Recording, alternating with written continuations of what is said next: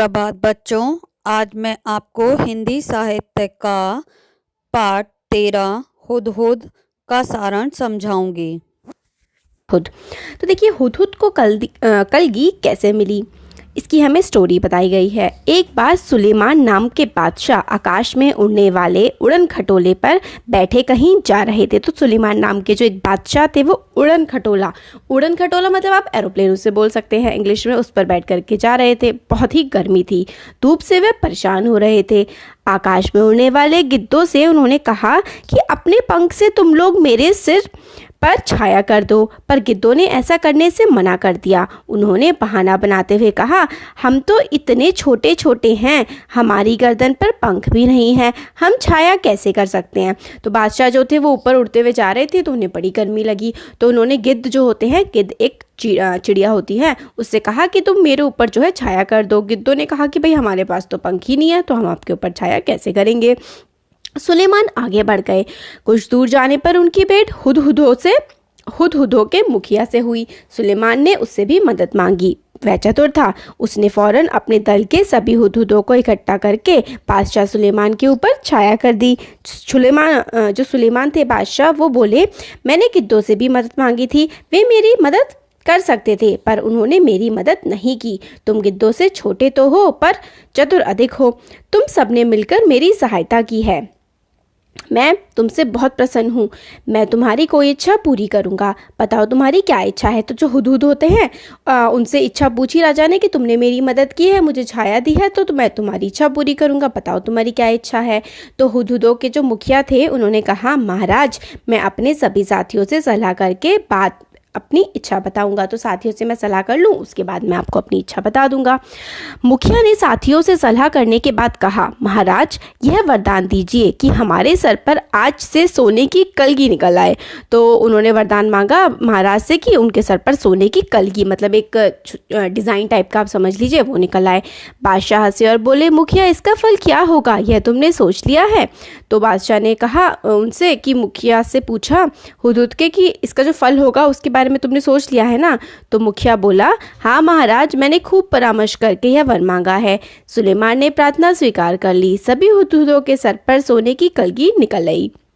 तो उन्होंने वरदान दे दिया और सभी हुदहुद के सर पे सोने की कलगी निकल आई। लोगों ने सोने की कलगी को देखा तो वे हुदहुदों के पीछे पड़ गए, तीर से उन्हें मार मार कर सोना इकट्ठा करने लगे।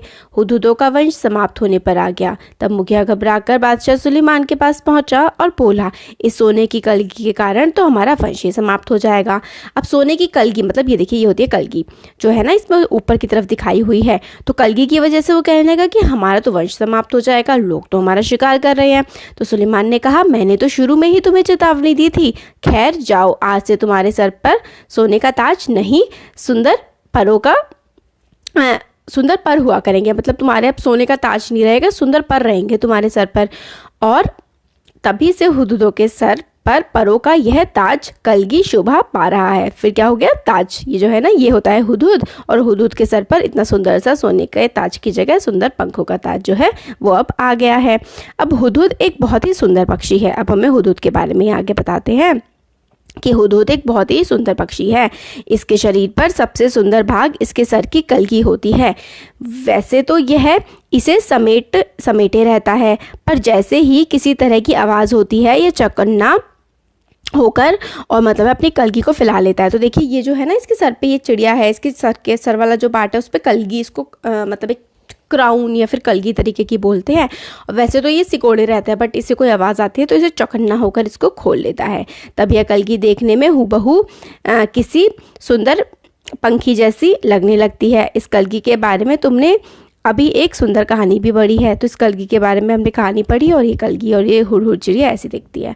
हुदहुद का सारा शरीर रंग बिरंगा और चटकीला होता है। पंख काले काले होते हैं जिन पर मोटी सफ़ेद धारियाँ होती है। देखिए सुंदर सा है ना, पंख काले, मोटी सफ़ेद धारियाँ यहाँ पे हमें दिख रही हैं। गर्दन का अगला हिस्सा बादामी रंग का होता है, चोटी भी बादामी रंग की होती है, मगर उसके सरे काले और सफ़ेद होते हैं। तो देखिए, हमें पूरा इस पे ना हुदहुद के बारे में बताया गया है कि कैसा होता है। देखिए, पंख इसके काले काले होते हैं, बाकी सफ़ेद और नारंगी सी होती है ये सब हमें बताया गया है। बादामी नारंगी रंग जो होता है भारी सा काले रंग का होता है। चोंच पतली, लंबी तथा तीखी होती है। इस चोंच से यह आसानी से ज़मीन के भीतर छिपे कीड़े मकोड़ों को ढूंढ निकालता है। तो क्या खाता है ये? कीड़े मकोड़े खाता है ज़मीन पर से ढूंढ करके। इनकी चोंच नाखून काटने वाली नहरिनी से बहुत मिलती है। जो नाखून काटने वाली हम लोग नेल कटर होते हैं ना, उससे मिलती है इनकी चोंच की शेप जो होती है। और शायद इसलिए कहीं ना कहीं इन्हें हजामिन चिड़िया के नाम से भी पुकारते हैं। हुदहुद हमारे देश के सभी भागों में पाए जाते हैं। तो हुदहुद हमारे देश के बहुत सारे हिस्सों में पाए जाते हैं और इनकी चोंच काफ़ी नुकीली और पेनी होती है। अब इसमें आगे बोल रहे हैं, तुमने इसे अपने घर के आसपास अपनी तीखी चोंच से ज़मीन खोदते हुए अवश्य देखा होगा। तो पूरे देश में मिलते हैं ये, तो आपने देखा होगा अपनी चोंच से ज़मीन में कुछ खोदते हुए। इन्हें बोलते समय यह 3 बार हुप हुप हुप सा कुछ कहता है, इसलिए अंग्रेज़ी में इसे हुप ऊ कहा जाता है। हिंदी में इसे हुर हुर कहते हैं। हुर हुर क्योंकि ये ऐसी आवाज़ ये निकालता है।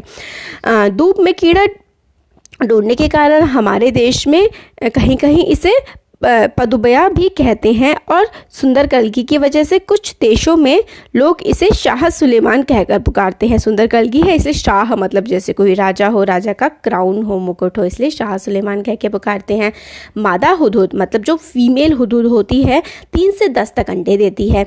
जब तक बच्चे अंडे से बाहर नहीं निकल जाते वह अंडों पर बैठी रहती है। और जब तक अंडे बाहर नहीं निकल जाते हैं ना, तो ये हुदहुद जो है ना वो मतलब अपने अंडों पर ही बैठी रहती है।